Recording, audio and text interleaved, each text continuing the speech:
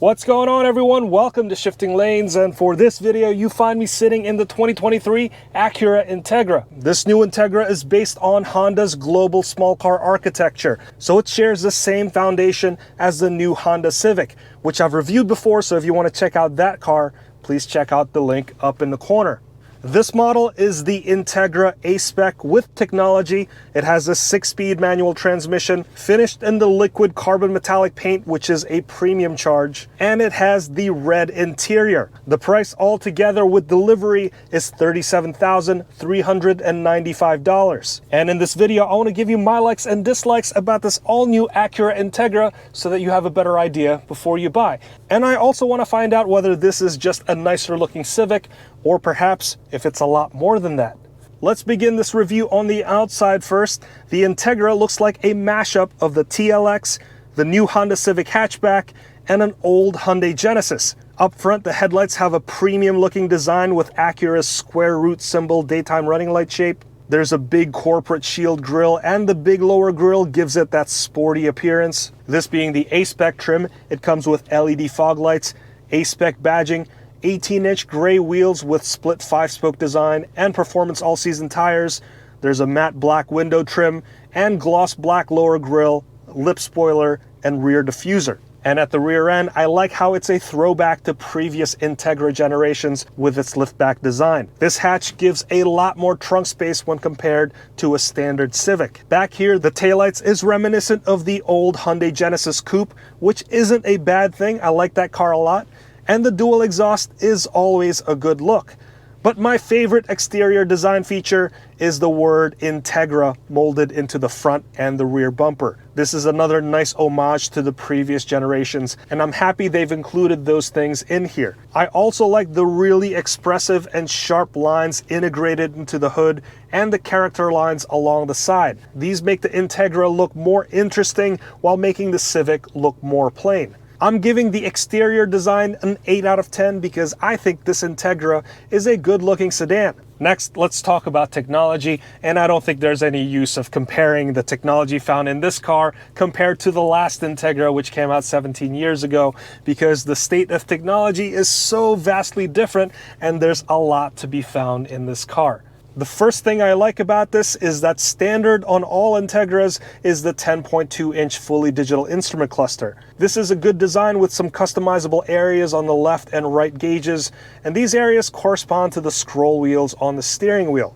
There's different driving modes in this Integra, and the border around the gauges change color to indicate the different modes. And since this car has a lot of safety sensors and smarts like adaptive cruise control, lane keeping assist, lane departure warning, forward collision warning, etc., etc., it is fully aware of your surroundings, and this screen can accurately display that information. And I like how the little Integra on the screen also mimics your brake and turn signals. Now, since this Acura Integra is the A-Spec with technology, it comes with this more premium 9-inch touchscreen display, whereas the base trim gets the 7-inch unit. With this 9-inch unit, you also get wireless Apple CarPlay and wireless Android Auto, and to keep things wireless, you also have a wireless charging system down here. This infotainment system is pretty easy to use and navigate through, and I like how it has customizable shortcuts and big icons. And I also like some of the physical features like the dedicated home and back buttons, and also this volume dial. Another feature I like is the ledge in front of the screen, so you can play around with the screen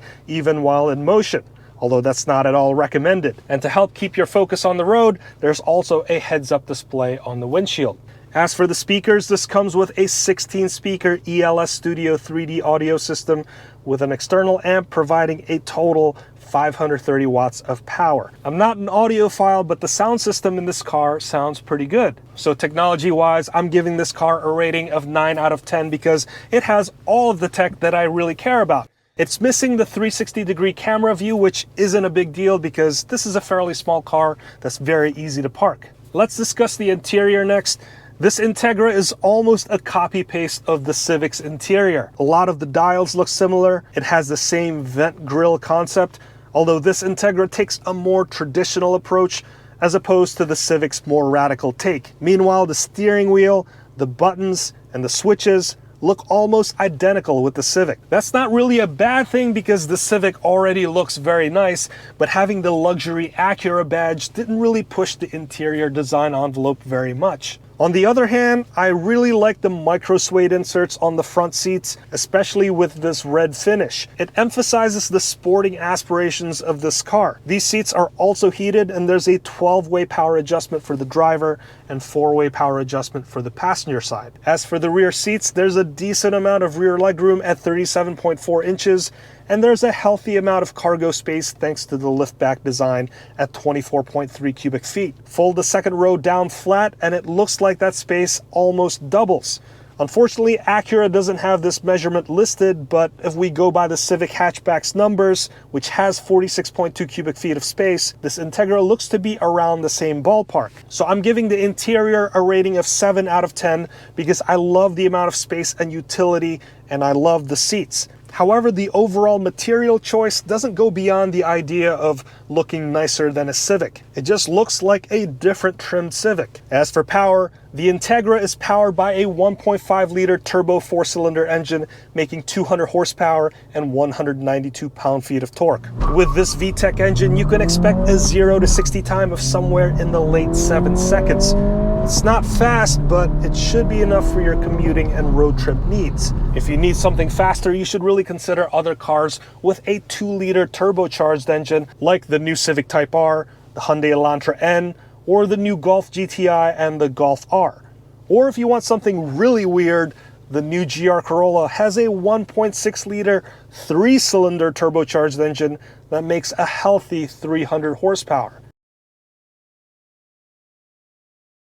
So in the power department, I'm giving this a rating of 6 out of 10 because it's just enough for your everyday driving needs, but exciting, this is not. Now, in terms of the driving experience, the Acura Integra has a fun-to-drive nature to it. The ride quality is not bad thanks to the adaptive dampers, so you can tweak it to have a more stiff and responsive ride or a more soft and compliant feel. When in the sport setting, the driving experience feels more taut.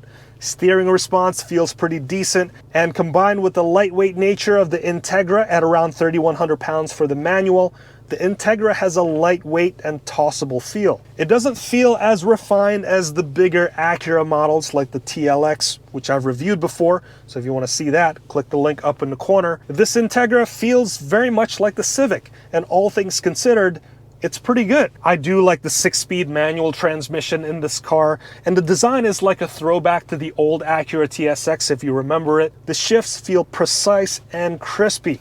It feels high quality, and I wouldn't mind shifting this all day long. It's a lot of fun. The clutch, on the other hand, is a little too light in my opinion, and it's also a bit too vague.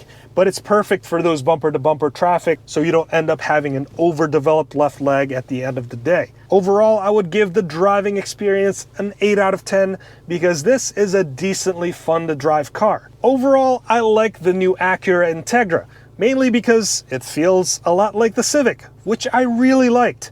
The styling is a bit bolder in some areas, and I really appreciate the throwback design cues. The safety and convenience tech are great, and I like the overall driving experience despite the engine feeling a bit lackluster. Overall, I'm giving this 5th gen Acura Integra a rating of 8 out of 10. Is it really just a nicer looking Civic? Very much so. Is it better than that? I don't think so. Let me know what you think in the comments below. I want to thank you guys so much for watching all the way till the end. If you've learned something, please consider hitting that like, subscribe, and that notification bell so that you can be notified anytime we make a new video. Let's wrap it up right there. My name's Hanson. This has been the 2023 all-new Acura Integra, and I'll see you in the next one.